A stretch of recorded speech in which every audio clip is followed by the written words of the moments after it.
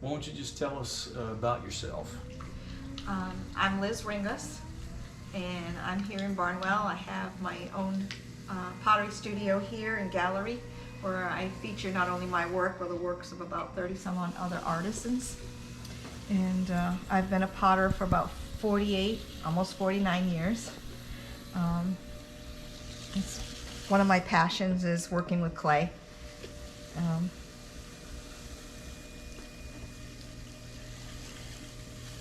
How did you first get into pottery? Oh, well, I've done a lot of different arts and crafts. I learned how to spin, but I didn't want to keep sheep. I did silver jewelry, I did stained glass. I've always painted. I still do paint. That's sort of my hobby, but this is my vocation. So. And you have a special passion of doing pottery classes in a medium security prison. Tell us about that, how you started it, and just how that works. It's kind of an interesting thing. There's sort of it was an opportunity of sorts, but one that I didn't expect and never thought that I would be doing something on that. But in 2014, I was asked if I could do an art program for Allendale Correctional. And I was thinking, well, yeah, I'd probably teach painting or whatever, but pottery is the thing that I'm the most familiar with. And so I was asked to come into sort of an informational meeting and met the staff and some of the men that were there that were in the art program, and they were all excited that there was a potter or a chance of a pottery coming to the institution. But my question was, where would you hold it? Where would it be? And pottery is expensive. The equipment's expensive. I just couldn't see that part of the vision. I mean, I was very impressed. I was very impressed with the tour. I was very impressed with how enthusiastic the men were, and how they really wanted to have that kind of a program. So the warden and I took a tour, and we discovered that there was a space that had been used for the HVAC training, and it was right beside the carpentry studio, so it was a very large room. But it was very full of a lot of stuff. It was used as a catch-all. And but again, the staff was forward thinking, and they said, well, we'll get the men to clear this all out. And it was perfect because being an HVAC training center, it already had the electrical needs. Yeah. And it had a sink. So we were pretty good. Now, how do you get the equipment? That was something. And because of my faith, I firmly believe that if God wants you to do something, He's going to find a way. Yeah, yeah. So right away, I started looking for equipment or used equipment, and then out of the blue, I get a call from one of my kids, and they said, there's a person up here in Lexington that has some wheels for sale. And so I said, oh, okay. So I got in touch with them, and at the time, I couldn't afford but just one. But as it turned out, the partner of the person that was selling it worked at a prison and said, this woman has a good plan and a good ministry. She said, you need to sell them both for that one price. I couldn't believe it. So that day I went home with 2 wheels. Oh. So I had an extra wheel here. And so the wheel that I had was an older model, but it was good because a left-handed person could use it as well as a right-handed person. So there we go. We start off with 3 wheels, but now a kiln. And the problem with the kiln is, in that kind of equipment, is the men cannot come down and change the temperature on it with a dial. It has to be computer operated. And we're talking about thousands of dollars now. So I get a phone call. I get 2 people that come into my studio, and they see the wheels piled up over here, and they go, oh, you're going to give classes here? And I said, well, I'm going to give classes, but it's at a prison. And they were like, do you need a kiln? And I was like, oh, I love a kiln, but it has to be, computer operated because they cannot go down to the room to change the temperature on them, and nobody's really able to monitor it that closely. And he said, oh yeah, it's a computer kiln. It's been shoved from one place to another. You might have to do a little repair on it. And I said, I can handle that. And so I picked up the kiln. So here we go. And then I thought, I need to be a nonprofit or 501c3 or something so I can apply for grants, maybe with the Arts Council. So my church ministry, my church men said, we'll take it on as the ministry. Oh. And so therefore I was able to apply for grants through our church. And so that I was able to apply for other equipment.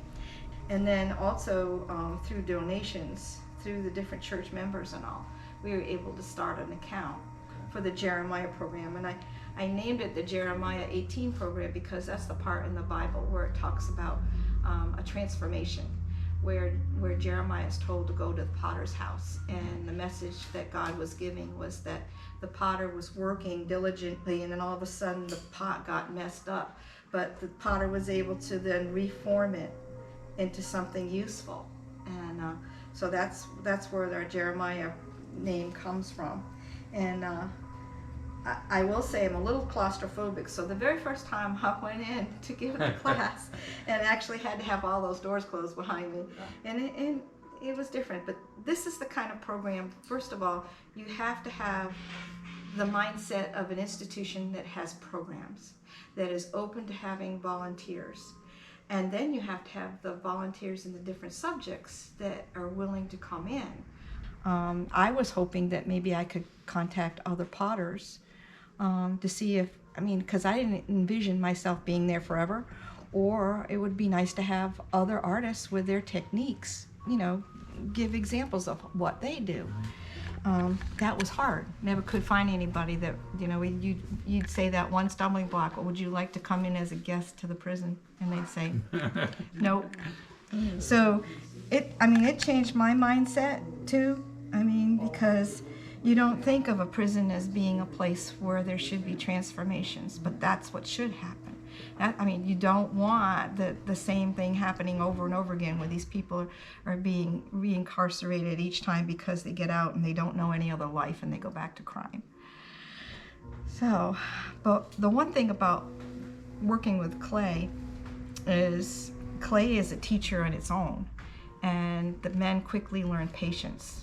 And they have to learn cooperation and to share materials and all.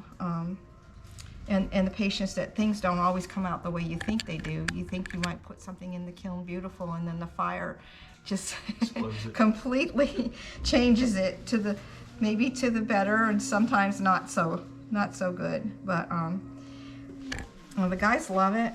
Well, let me get specific as far as you said transformation, and Mission Advanced TV is about people having really big obstacles in life and how they overcame those obstacles. What do you feel like the Pottery program does for the inmates in helping them to learn how to overcome obstacles? Right. Well, as I said, the clay is a teacher in its own. It teaches you patience, because where you think it's going a certain way, sometimes it doesn't always work out. But the other thing, I wanted it to be more than a program that was just let's come down and play with clay. Because of my teaching background, because I'm a certified teacher, I wanted to be a program where they learned, like, what is clay? How did it form? How did man discover it? So we teach the history and the sociology, like how other cultures use it, because I've had men in class that have been from like Guatemala, Mexico, whatever, and it's amazing because even though they don't know it, they're not art-based, they haven't had any art instruction, for whatever reason, their culture comes out in how they decorate their pottery. And then when I bring in historical references to the way that it's formed and how it's decorated, their eyes open up. It's just like, it's almost like they feel they have a past, a connection with their culture. I'm blown away when that kind of happens. It's just like, so they realize it's more than just that, and they have to be in a character program so that obviously they will deal with me as the instructor. And also I knew that I couldn't do this program forever, and I wanted it to continue. So who do you train? You train a lifer. Yeah. And as it turned out, when COVID hit, that was a good thing, because I had already had a pottery assistant. He was well advanced, trained in everything on how to fix the kiln, put the elements when they had to be replaced in the kiln, do everything. And then I would still be the facilitator as far as bringing in materials as far as the front gate. So yeah, it's more than just an art program where you just have maybe colored pencils and watercolors or acrylic paints or whatever kind of thing like that. Pottery is more hands-on, more intensive, and whatever you make is going to last for thousands of years, for good or bad, If you can teach people patience through pottery and the pottery wheel, then they will apply that to the rest of their life. That's a very, very big benefit to that. Right. Most of those guys lack patience. That's exactly right. And cooperation, sharing is great when you see another man assist a beginner. I love that, and they'll spend time with sitting on the other side of them as they're working on the wheel to help them, to make them understand. Because as I explained when I first get there, I don't give private lessons. I don't give private lessons here. I'll give group lessons. So we'll sit down and I'll show you what to do, but and I'll help you as far as giving you oral instructions and stuff. But I don't sit down one-on-one with you, just only you, to teach you. So this is great, because that cooperation where you get the more advanced students helping the beginners. I love seeing that. I love that connection, and I think that's a good thing too, because they're having to learn to get along with other people. Yeah. And then that could be a problem. yeah. One of the last things that I teach is, because I realize some men are in there maybe 5-10 years or whatever, and those that have fallen in love with pottery have wanted to go on and do it. And when I get out, how do I continue? How do I get equipment? How do I go to craft shows? So I teach all that too. I give them all the basics, and it's so, I love it when the ones that are out already have called me up and said, I got a wheel, Miss Liz, or I found another potter that's allowing me to use the kiln to fire my pieces, and that kind of thing. So, that to me, that's great. It's like they look at me as like I'm the fairy godmother of pottery. So what, as being a volunteer that goes into prisons, what do you feel like, how has that impacted your life? Well, it's changed me and how again, as I said, how I thought about what prisons are and what they do. And lots of times you say, nah, I don't want to go there because those people deserve it or whatever. But you know what? Everybody makes mistakes, and everybody needs another chance. And the one thing about any art program or any program where your hands are in things or on things, takes your mind off of where you are. And for that brief 2.5 hours, it goes really fast, because and they always say the same thing. I just love this.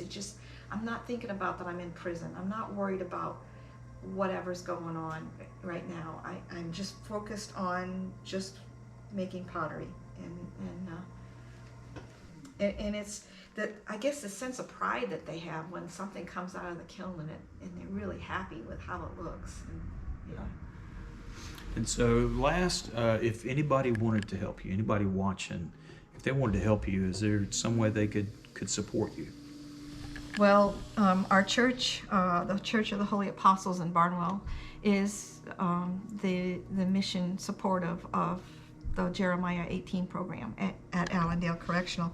And so you can always contact the church, and they can let you know how you can make a donation or whatever, because we also have a fund for those that can't afford, like indigent students that want to learn, but they can't afford the $35 for the clay and the supplies that go into doing pottery. If they want to show a different technique, or I've actually in the past have had an artist who paints on a decorative Bavarian folk art, and she's come in and she's explained to them how to create a flower whatever, because a lot of these men have girlfriends or wives or whatever, and they moms, and they want to make something for them. And so we had a lesson on that, on how to do that kind of floral painting.